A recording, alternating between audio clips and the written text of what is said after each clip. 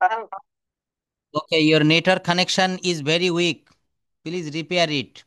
Okay. uh, Net connection problem. Next connection problem. Yes, absolutely right. Thank you. Now I am starting the Okay. class. Today I will discuss in front of you about preposition, conjunction and interjection. আচ্ছা, এই বিষয়গুলো আমাদের জানা খুবই প্রয়োজন। তো তার আগে আমি উডের ব্যবহারটা একটু দেখাবো। আমরা ইউজ অফ উড, এই উডটা কোথায় কোথায় আমরা ব্যবহার করি, কথা বলতে গেলে এটা কতটা গুরুত্বপূর্ণ, সেই বিষয়গুলো আমরা এখন একটু দেখব। ইউজ অফ উড মডাল ভার্বের ভিতরে রয়েছে না, can, could, shall, should, will, would. তো আমরা এই উডের ব্যবহারটা একটু দেখব। বলা হচ্ছে উড একটি মূলত মডাল অক্সিলারি ভার্ব। সাধারণত এই ভার্বগুলো মনের বিভিন্ন ভাব প্রকাশ করার জন্য ব্যবহার করা হয়। কি বলেছি বলেন? মনের বিভিন্ন ভাব প্রকাশ করার জন্য এই উডের ব্যবহার করা হয়। সেই কারণে এই ভার্বগুলোকে বাক্যে বিভিন্নভাবে বসে বিভিন্ন ধরনের অর্থ দিয়ে থাকে। এখন আমরা দেখব উড ভার্বের বিভিন্ন ব্যবহার সম্পর্কে। এই উড ভার্বের কিন্তু আমরা বিভিন্ন ব্যবহার সম্পর্কে একটু দেখে নিব। বলছে পজিবিলিটি, সম্ভাবনা অর্থে আমরা উড ব্যবহার করি। সম্ভাবনা, যেমন আমার ঢাকায় যাওয়ার সম্ভাবনা আছে, বা আমি ঢাকায় যেতে পারি, বা আমি ঢাকায় যাব। তারপর বলছে you would get all clear concept. দেখেন, কনসেপ্ট মানে হচ্ছে ধারণা। কনসেপ্ট শব্দের অর্থ হচ্ছে কি বলেন? ধারণা। বলছে you would get all clear concept from this lesson. এই লেসন থেকে আপনি একটা ক্লিয়ার ধারণা পাবেন। কিসের ধারণা পাবেন? এই লেসনটা পড়লে আপনি, সে ইংলিশ ল্যাঙ্গুয়েজ হতে পারে, ম্যাথমেটিক্স হতে পারে, ইকোনমিক্স হতে পারে, যে কোনো বিষয় সম্পর্কে আপনি একটা পূর্ণাঙ্গ ধারণা পাবেন। কোথা থেকে পাবেন? এই লেসনটা একটা সম্ভাবনা। বলছে you would get all clear concept, তুমি বা আপনি একটা ক্লিয়ার কনসেপ্ট, ধারণা পাবেন। ধারণা পাবেন কিভাবে? ফ্রম দিস লেসন, এই লেসন থেকে। I would go to Dhaka next month, আমি আগামী মাসে ঢাকা যাব। অর্থাৎ আমার যাওয়ার সম্ভাবনা রয়েছে। এই পজিবিলিটি থাকলে সেখানে আমরা উড ব্যবহার করি। রিকোয়েস্ট, অনুরোধ, কোথায় ব্যবহার করি? Would you please lend me some money. এখানে আমার কাছে মনে করেন এখন টাকা নাই, তো আপনাদের কাছে আমি কিছু টাকা ধার চাইলাম, বললাম কি যে আমাকে কিছু টাকা ধার দিবেন, would you please lend me some money. তো এখানে আমরা ভদ্রভাবে কাউকে আমরা অনুরোধ করতেছি যে কেউ টাকা ধার দিবেন। Would you please close the window, আপনি কি জানালাটি বন্ধ করবেন? তাহলে কি হবে? Would you please close the window. Would you please go with me, আপনি কি আমার সাথে যাবেন? Would you please reduce the volume, আপনি কি ভলিউমটা একটু কমিয়ে দিবেন? তাহলে এখানে আপনাকে কি ব্যবহার করতে হবে? উডটাকে ব্যবহার করতে হবে অনুরোধ করার ক্ষেত্রে। আচ্ছা, এই অনুরোধের ক্ষেত্রে আমরা কোন কোন জায়গায় উডের ব্যবহার করি, সেই জায়গাগুলো আমরা একটু ভালোভাবে দেখি যে আমরা কোথায় কোথায় উড ব্যবহার করতে পারি। উডের ব্যবহারটা কিন্তু ইংলিশ ল্যাঙ্গুয়েজে বিশাল ভাস্ট। এই উডের ব্যবহারটা আমরা একটু দেখব। তো বলা হচ্ছে যে would you please go with me, আপনি কি দয়া করে আমার সঙ্গে যাইবেন? Would you please reduce the volume, মনে করেন আপনার পাশে একজন উচ্চস্বরে খুব জোরে গান বাজাচ্ছে, তো আপনার বই পড়তে বা আপনার কাজ করতে খুব সমস্যা হচ্ছে, তাকে আপনি বলছেন যে would you please reduce the volume, আপনি কি ভলিউমটা একটু কমিয়ে দিবেন? এরপর দেখেন, মতামত চাওয়ার জন্য ব্যবহৃত হয় would you join me with the party, would you take some snacks or coffee. এই যে মতামত চাওয়া হচ্ছে, would you take some snacks, snacks মানে হচ্ছে কি হালকা খাবার। মনে করেন আপনি সকালে নাস্তা করেছেন সকাল 7টায় বা 8টায়, আর আপনি দুপুরের ভাত খাবেন দুপুর 2টায়। তো এর ভিতরে আপনার ক্ষুধা লেগে যাবে। এই সময়ে ভিতরে 10টা বা 11টা বা 11:30টার দিকে আপনি চাইলে স্যান্ডউইচ, নুডলস, বিস্কিট, চা, কফি, হালকা কিছু খেয়ে নিতে পারেন, ভাত জাতীয় খাবার বাদে। এই খাবার, হালকা যে খাবার, এটাকে বলা হচ্ছে স্ন্যাক্স। স্ন্যাক্স, হালকা খাবার। লাইক বা ওয়ান্ট, ভদ্রতার সাথে কোনো কিছু চাওয়ার জন্য এটা ব্যবহার করা হয়, লাইক বা want. Would you like to discuss the matter, would you like to say something, would you like to talk with me, would you like to read with me. অর্থাৎ এখানে ভদ্রতার সাথে আপনি চাচ্ছেন, কি চাচ্ছেন? Would you like to discuss the matter, আমি কি এই বিষয়টা একটু আলোচনা করতে পারি? মনে করেন কোনো একটা বিষয় নিয়ে ঝামেলা সৃষ্টি হয়েছে, তো আপনি ইংলিশে বলছেন would you like to discuss the matter, I would like to discuss the matter. Would you like to say something, আপনি কাউকে প্রশ্ন করছেন যে আপনি কি কিছু বলতে চান, would you like to say something. পরে বলছেন would you like to talk with me, would you like to read with me, আপনি কি আমার সাথে পড়বেন? তাহলে এখানে লাইক বা ওয়ান্ট, লাইক মানে হচ্ছে পছন্দ করার, ওয়ান্ট মানে হচ্ছে চাওয়া। ভদ্রতার সাথে কারো কাছে কোনো জিনিস যখন চাওয়া হয়। এরপর একটা বলা হচ্ছে would you mind plus if. দেখেন, would you mind plus if plus simple past অথবা simple present. Would you mind ব্যবহার করব, তারপর if plus simple past. Would you mind if I call you tonight, কি বললাম? Would you mind, তুমি কি কিছু মনে করবে? If I call you tonight, আজ রাতে তোমাকে যদি আমি ফোন করি। Would you mind if I don't come with you, would you mind if I read with you.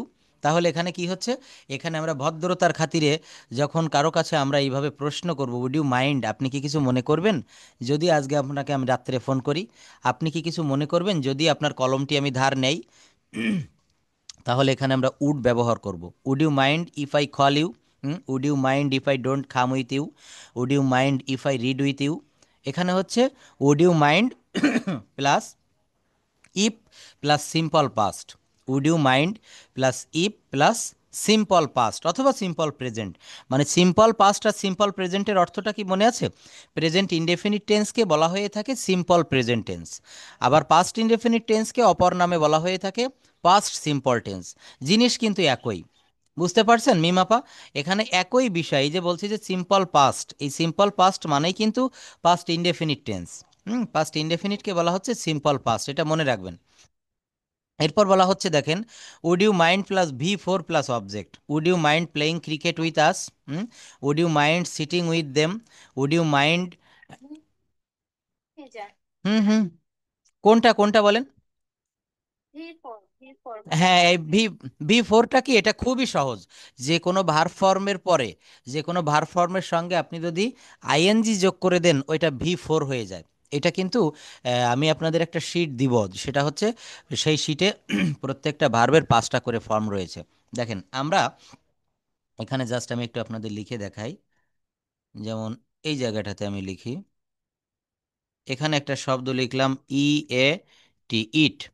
এরপর লিখলাম এর পাস্ট ফর্ম হবে A T E, ate, eat ate. আরেকটা হচ্ছে eaten, E A T E N, eaten, eat ate eaten, আমরা এই তিনটা জানি। এর V4 হবে ING form, eating, E A T I N G, eating. আর এর V5, এটা হচ্ছে third person form, E A T S। হুম, এটা V5 অংশটা কি হবে, দেখেন আমি একটু বড় করি। এই 5টা ফর্ম আমাদের জানা প্রয়োজন হয়, কারণ কি, just wait,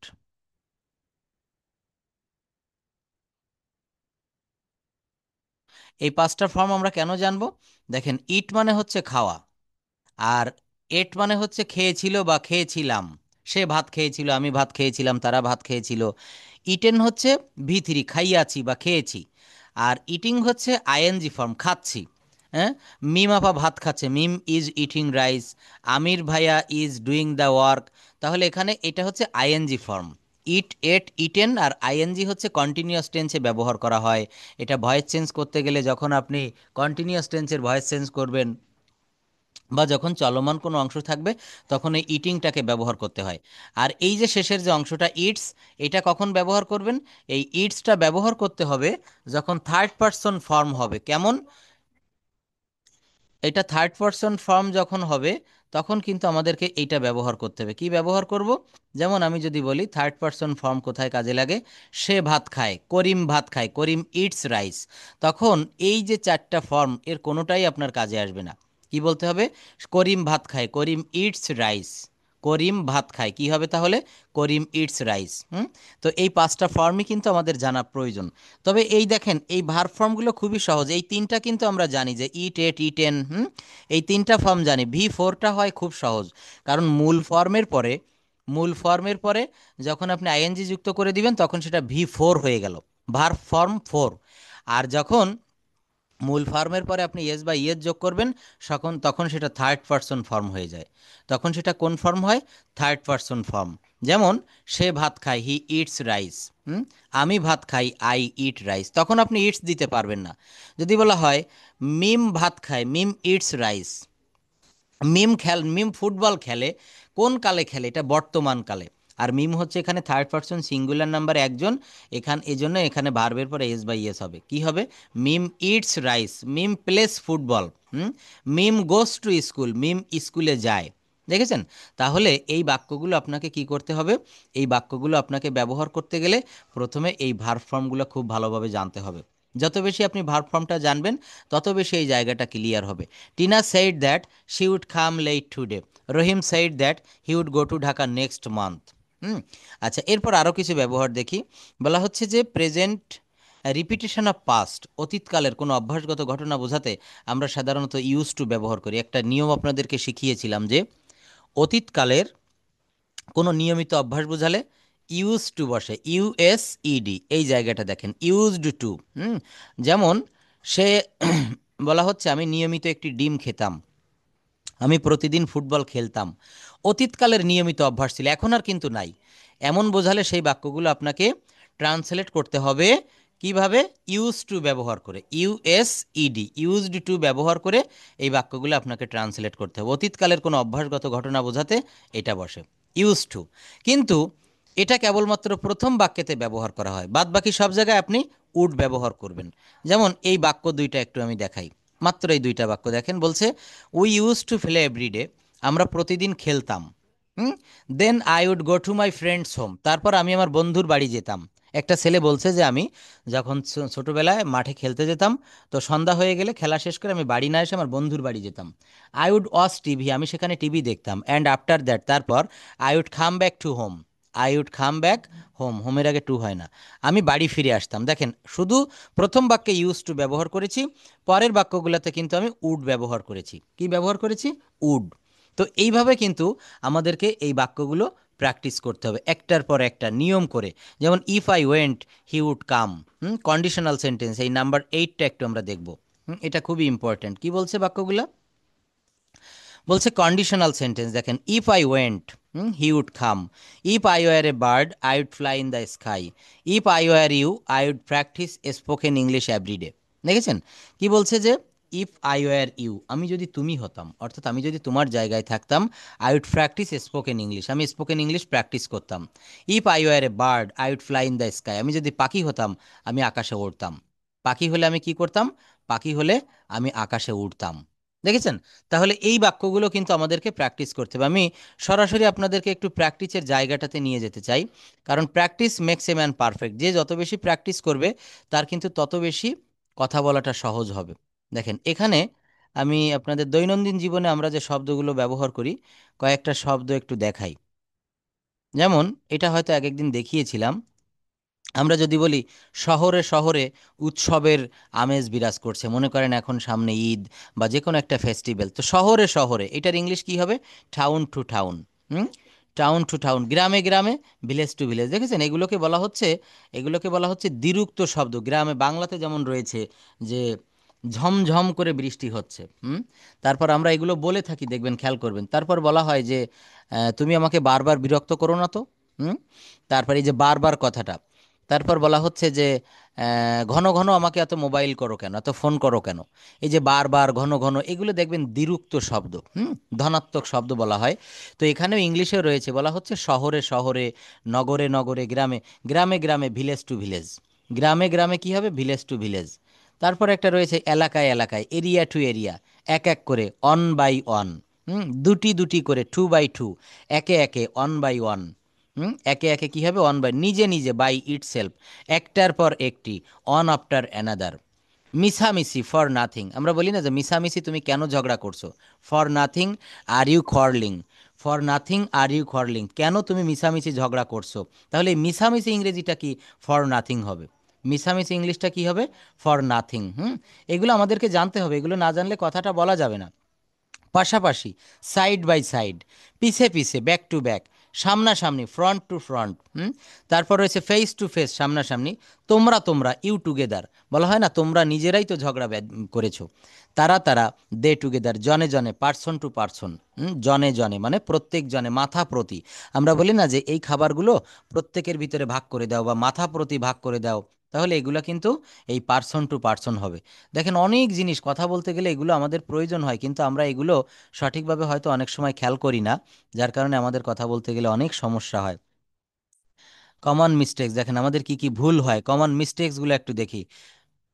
I went eat now, I want eat now, এটা হবে I want to eat now. দেখছেন কমন মিস্টেক্সটা কোথায় হয়? কি লিখলাম? আই ওয়ান্ট ইট নাও, অর্থাৎ বোঝাতে চাচ্ছেন আমি এখন খেতে চাই, কিন্তু এটা ভুল। গ্রিন কালারের যেগুলো, এগুলো I want to eat now. My brother has 10 years, my brother is 10 years old, এই গ্রিন কালারেরগুলো সঠিক, বাদ বাকিগুলো কিন্তু ভুল হচ্ছে এখানে। আচ্ছা, তো দেখেন আরও কি বলছে। বলছে যে দ্য লাইফ ইজ হার্ড, অর্থাৎ আমরা অনেক সময় বলি না বাস্তবতা বা বাস্তব জীবন খুব কঠিন, এটা বলতে পারি লাইফ ইজ হার্ড। কি বলবো? Life is hard. হুম তারপর my mother wanted that to be my mother wanted that I be doctor, আমার মা চেয়েছিল বা আমার মা চায় আমি একজন ডাক্তার হই, আমার মা চায় আমি একজন ডাক্তার হই। তাহলে এটা কি হবে?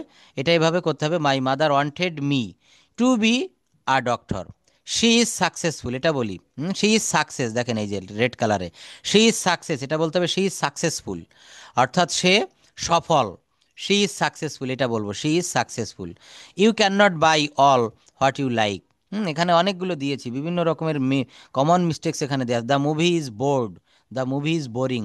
অনেক সময় আমরা কিন্তু এমন বলি যে মুভিটা ভালো না, খুব বিরক্তিকর, the movie is bored, no এটা বলবো the movie is boring, I am so boring today, I am so bored today. She is honest person, এই যে দেখেন শি ইজ অনেস্ট পারসন, এটা বলা যাবে না, বলতে হবে she is an honest person. এই অনেস্টের আগে একটা অ্যান দিতে হবে, কেন? কারণ এটা তো বিলুপ্ত হচ্ছে, হুম তাহলে প্রেজেন্ট কন্টিনিউয়াস টেন্সে না?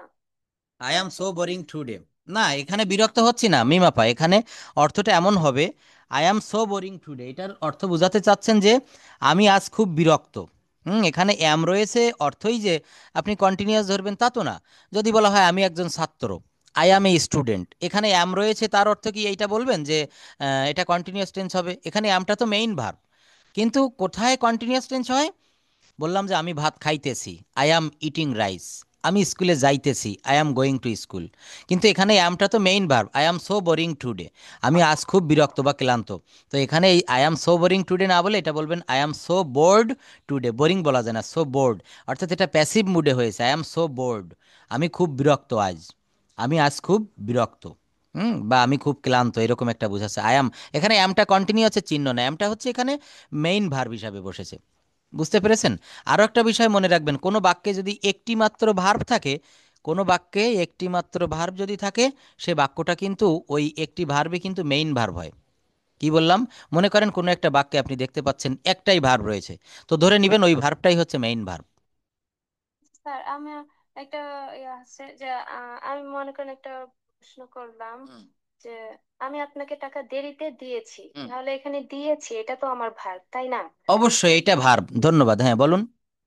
Giving, hmm um giving the money hmm for late, না এই লেট শব্দটা কিভাবে বসাবো আমি এটা বুঝি। ধন্যবাদ। আচ্ছা, ভালো প্রশ্ন, দেখেন মাঝে মাঝে এরকম প্রশ্ন করবেন। এখন বিষয়টা হচ্ছে যে আপনি বলেছেন যে আমি টাকাটা দেরিতে দিয়েছি, আবার ইংলিশে বলছেন যে আই অ্যাম গিভিং লেট বা গিভিং দ্য মানি, এটা আপনার ভুল হয়ে গেল। ভুলটা কোথায়?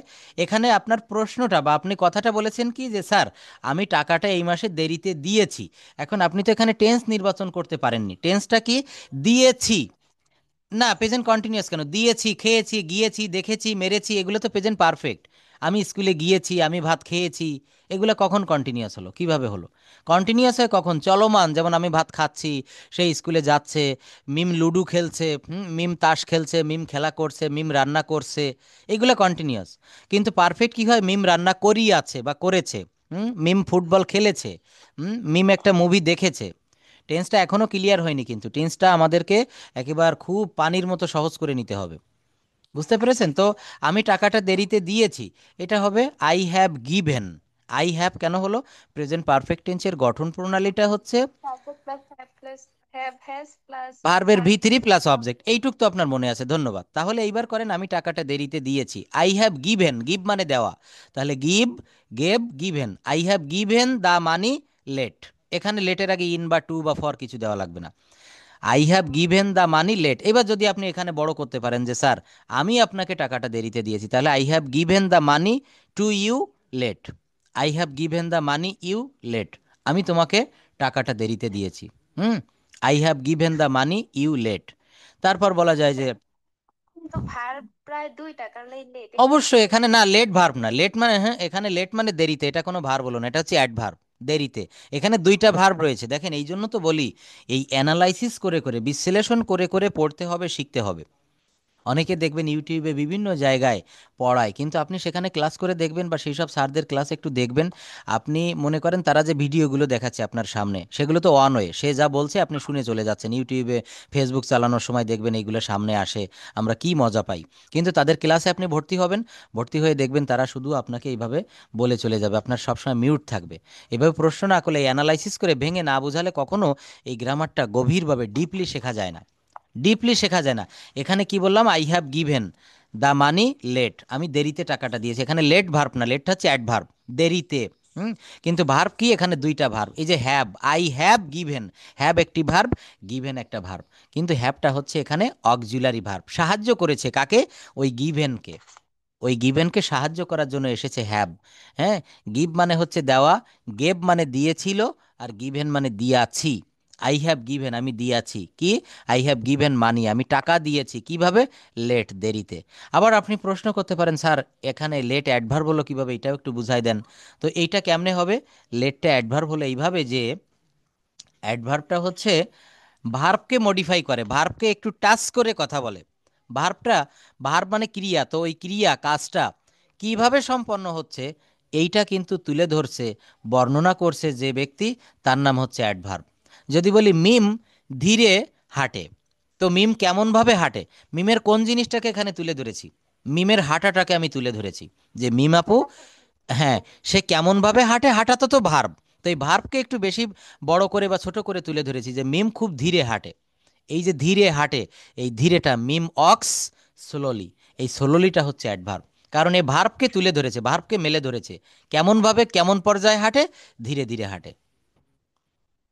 স্যার আর যে বিনের ক্লাসটা একটু নেওয়ার জন্য অবশ্যই অবশ্যই, হ্যাঁ, এগুলো হোয়াটসঅ্যাপে লিখে দিবেন, হ্যাঁ, আর ক্লাস শুরুতে বলবেন, আমি এখনও নিচ্ছি বলেছেন, খুব ভালো। তো এইভাবে বলবেন। দেখেন পার্সোনাল ব্যাচের সুবিধা কি জানেন, অনেকে বলে যে স্যার আপনি তো বড় ব্যাচেও যেভাবে পড়ান, পার্সোনাল ব্যাচেও তো সেইভাবে পড়ান, আসলে বিষয়টা তারা বুঝতে পারে না। এই যে দেখেন, আমি আপনার প্রশ্নগুলো সেকেন্ডে সেকেন্ডে আপনি যে কথাগুলো বলছেন আমি সবগুলো কথার উত্তর দিচ্ছি। বড় ব্যাচেও তো আপনি প্রথম দিকে ছিলেন, ক্লাস করে দেখেছেন, ওখানে আমি কখনো আনমিউট করার সুযোগ পাই না, আমি আনমিউট করলে 50 জন একসঙ্গে কথা বলে ওঠে। তো এইভাবে প্রশ্ন করবেন, হ্যাঁ, পার্সোনাল ব্যাচের কিন্তু এই সুবিধাগুলো থাকে, এইগুলো আপনাকে লুফে নিতে হবে, এইগুলো আপনাকে নিয়ে নিতে হবে। আচ্ছা, তো বিন এবং বিং এর ক্লাসটা দেখাচ্ছি, তো তার আগে দেখেন এগুলো হচ্ছে কমন মিস্টেক্স, হ্যাঁ, এগুলো আমি পাঠিয়ে দিব, এগুলো একটু দেখবেন, এগুলো পড়বেন, অর্থাৎ আমরা ইংলিশ ল্যাঙ্গুয়েজে কি কি মানে বেশি পরিমাণে ভুল করে থাকি। আচ্ছা, তারপর আরো একটা বিষয় একটু দেখাচ্ছি, আমি অনেক জিনিস আপনাদের জন্য কালেকশন করে, যেখানে যা ভালো পাই সেগুলো আমি কালেকশন করে রেখে দেই। দেখেন এই একটা বিষয়, এখানে ক্রেতা এবং বিক্রেতাদের ভিতরে কিভাবে কথোপকথনটা হয় আমরা সেটা একটু দেখতে পারি, ক্রেতা এবং বিক্রেতাদের ভিতরে। হুম, জাস্ট ওয়েট।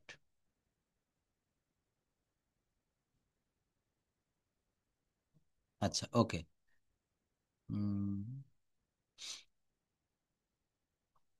তো কোথায় চলে গেল আবার,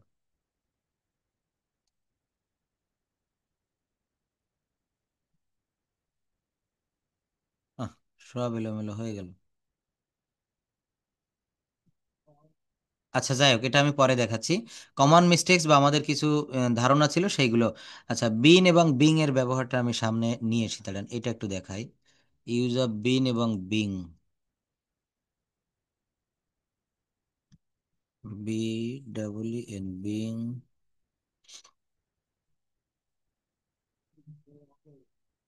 US, use of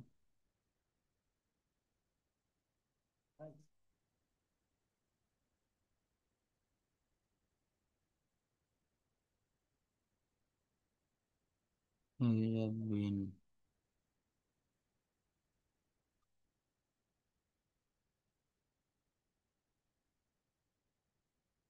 do verb, be verb. আচ্ছা, একটু সময় দিবেন, আমি এটা বের করে নিই।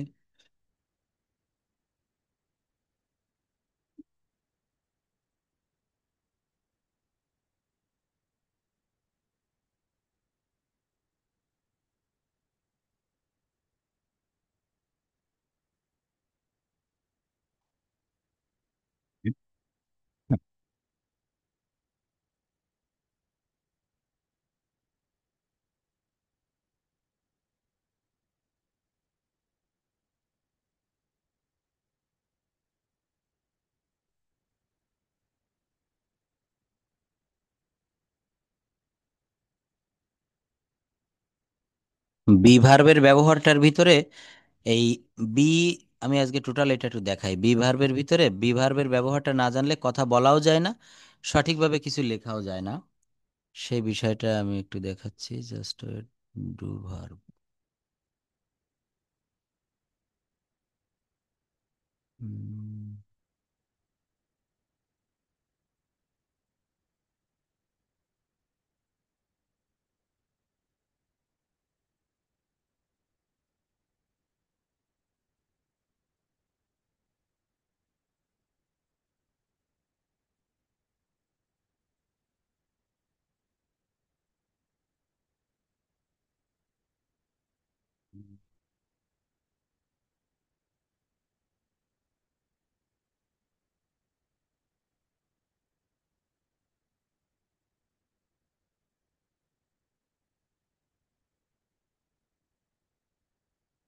এই যে এবার দেখেন বিন এবং বিন এর ব্যবহারটা একটু দেখাই।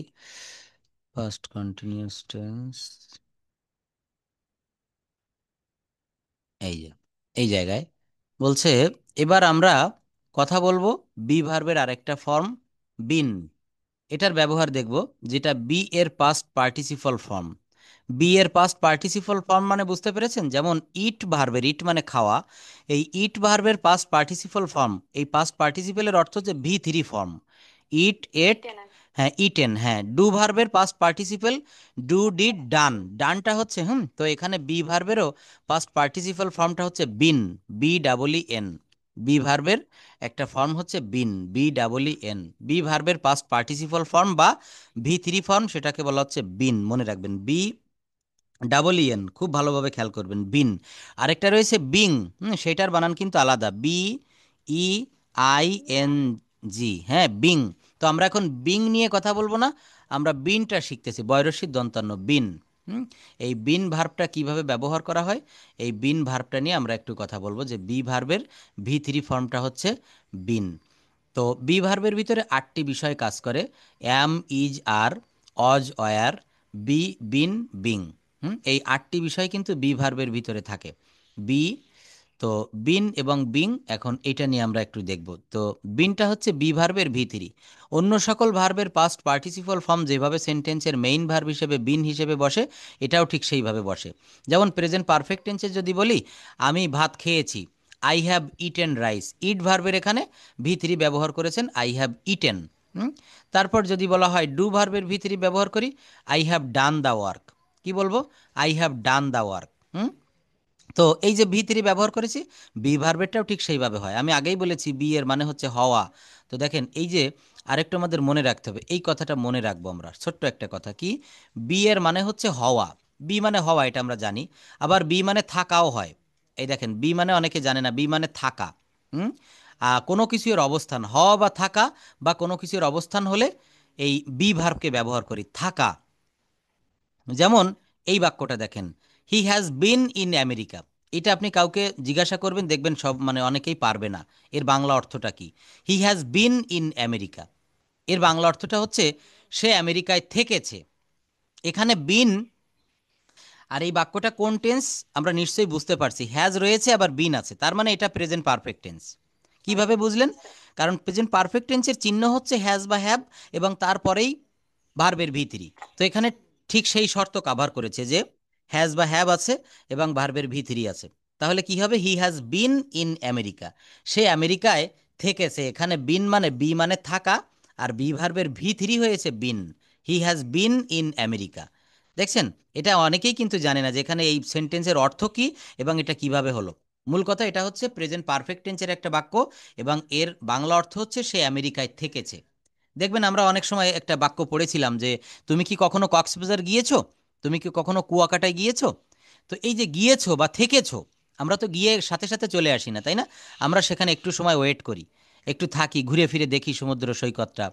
তো বলা হচ্ছে তুমি কি কখনো আমেরিকাতে থেকেছো, তুমি কি কখনো কক্সবাজার গিয়েছো। তো এই যে দেখেন যাওয়া ইংরেজি হচ্ছে গো, কিন্তু এখানে আমরা have you ever gone to Cox's Bazar এটা না বলে আমরা এটা বলবো যে have you ever been to Cox's Bazar.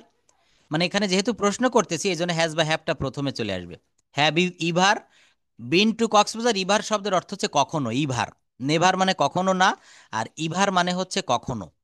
তো বলা হচ্ছে he has been in America, সে আমেরিকায় থেকেছে। তারপর দেখেন তারা দীর্ঘ সময় ধরে এখানে থেকেছে। মনে করেন আপনাদের একটা বাসা ভাড়া দিবেন, তো একটা রুম দেখতে আসছে একটা ভাড়াটিয়া। তো তাকে আপনি বলছেন যে এই রুমে আগে যারা ছিল তারা দীর্ঘদিন সময় ধরে এখানে থেকেছে, দীর্ঘ 10 বছর। তো এইভাবে কি, এটা কিভাবে করতে হবে, they have been here a long time, they have been here a long time, অর্থাৎ এখানে যারা ছিল তারা অনেক দিন এখানে ছিল, তারা দীর্ঘ সময় ধরে এখানে থেকেছে, থেকে চলে গিয়েছে। তো আপনি কাউকে বলছেন যে তারা দীর্ঘদিন ধরে এখানে থেকেছে, কি হবে, they have been here a long time. তো এটা হচ্ছে বিনের ব্যবহার। আরও দেখি প্রেজেন্ট পারফেক্ট কন্টিনিউয়াস টেন্সে বিনটা খুব পরিমাণে ব্যবহার করা হয়, প্রেজেন্ট পারফেক্ট কন্টিনিউয়াস টেন্সে। যেমন আমি এই কোম্পানিতে 5 বছর ধরে কাজ করছি, I have been working in this company for 5 years. আমি 1 ঘন্টা ধরে ভাত খাচ্ছি, I have I have been eating rice for an hour. আমরা 2 ঘন্টা ধরে ফুটবল খেলছি মাঠে। We have been playing football in the field for 5 years. তো এই যে we have been, present perfect continuous টেন্সের গঠন প্রণালীতে হ্যাভ বিন বা হ্যাজ বিন অবশ্যই আসবে। সকাল থেকে বৃষ্টি হচ্ছে, it has been raining since morning. এখন আমাদের একটা জিনিস ভুল করে ফেলি যে সিন্স কোথায় বসবে আর ফর কোথায় বসবে। একটা জিনিস মনে রাখবেন, বাংলায় বাংলা ক্রিয়ায় যদি যাবৎ বা ধরে থাকে, বাংলা ক্রিয়ার ভিতরে, হ্যাঁ ধন্যবাদ, যাবৎ বা ধরে থাকলে ফর। আর যদি বাংলাটা এমন থাকে হইতে থেকে চেয়ে, হতে থেকে চেয়ে, যেমন সকাল থেকে বৃষ্টি হচ্ছে, এখানে সিন্স হবে। It has been raining since morning, সকাল থেকে। হুম, তারা সকাল থেকে খেলা করছে। আমরা আমি 2000 সাল থেকে এই প্রতিষ্ঠানে চাকরি করছি। তাহলে এগুলো কিভাবে করতে হবে? এখানে হইতে থেকে চেয়ে থাকলে সিন্স, আর যাবৎ বা ধরে থাকলে ফর। যেমন তারা 5 ঘন্টা ধরে বই পড়িতেছে, এই যে সে 5 ঘন্টা ধরে অঙ্কটি করতে থাকবে, অর্থাৎ future perfect continuous. He will have been doing the some for 5 hours. কি হবে? He will have been doing the work for 5 hours, অর্থাৎ সে 5 ঘন্টা ধরে অঙ্কটি করতে থাকবে, 5 ঘন্টা ধরে সেখানে যেতে থাকবে। তাহলে এই বাক্যগুলো কিভাবে করতে হবে? এখানে প্রেজেন্ট পারফেক্ট কন্টিনিউয়াস টেন্স ব্যবহার করে এই বাক্যগুলো কমপ্লিট করতে হবে, প্রেজেন্ট পারফেক্ট কন্টিনিউয়াস টেন্স। এরপর আরও রয়েছে দেখেন, বলা হচ্ছে এছাড়া প্যাসিভ ভয়েস করার সময় আমরা অ্যাক্টিভ প্যাসিভ নিশ্চয়ই একটু শিখেছি। যেমন আমি ভাত খাই, ভাত আমার দ্বারা খাওয়া হয়। মিম কাজটি করে, কাজটি মিমের দ্বারা করা হয়। তো এখানে অবজেক্ট যখন প্রথমে এসে বসে যায় তখন সেই বাক্যকে বলা হয় প্যাসিভ মুড। সাবজেক্ট থাকবে না প্রথমে, যেমন এই কাজটি তোমার দ্বারা করা হয়েছে। দেখেন এখানে প্রথমে কে বসেছে? কাজটি। কি বললাম? এই কাজটি তোমার দ্বারা করা হয়েছে। This work has been done by you, তার দ্বারা এই কাজটি সম্পন্ন করা হয়েছে। He has been completed by, the task has been completed by her. তাহলে এই বাক্যগুলো আমরা কিন্তু প্রেজেন্ট পারফেক্ট কন্টিনিউয়াস এবং এখানে বিনের ব্যবহার করব। এখন আমরা আসি বিং এর ব্যবহার। এখন আমরা কিসের ব্যবহার দেখব? দেখেন বিন এর ব্যবহারটা মোটামুটি বুঝতে পেরেছেন। এখন আমরা দেখব বিং, বিইআইএনজি, বিং চলমান ভাব বুঝাবে। বিং হচ্ছে বি ভার্বের present participle form. Present participle কেমন? মূল ভার্বের সঙ্গে আইএনজি দিলে প্রেজেন্ট পার্টিসিপল বলে। যেমন ইট মানে খাওয়া, এটাকে যদি আপনি ইটিং করেন, ইটিং বলেন, এটা একদিকে কন্টিনিউয়াস টেন্সও আপনি বলতে পারেন, আবার এটাকে প্রেজেন্ট পার্টিসিপলও বলা হয়। যেমনটি এখানে বলেছি বিং, বি মানে হচ্ছে হওয়া, আর এখানে ব্যবহার করেছি বিং, বিইআইএনজি। তো এটা হচ্ছে প্রেজেন্ট পার্টিসিপল। মেইন ভার্ব হিসাবে বসতে পারে, এছাড়া অ্যাডজেক্টিভ হিসাবে বসে থাকে। বিং এর বিস্তারিত ব্যবহার থাকার কারণে অন্য অধ্যায়ে আমরা বিং এর আলোচনা আছে। তারপরে এখানে একটু দেখাই, বলা হচ্ছে যে তারা অভদ্র হচ্ছিল। যদি বলা হয় তুমি একজন ডাক্তার হচ্ছ, মনে করেন আপনি এমবিবিএস কোর্সে ভর্তি হয়েছেন, ফার্স্ট ইয়ারে ভর্তি হয়েছেন, তো বলছেন আমি একজন ডাক্তার হতে যাচ্ছি বা আমি একজন ডাক্তার হচ্ছি, I am being a doctor.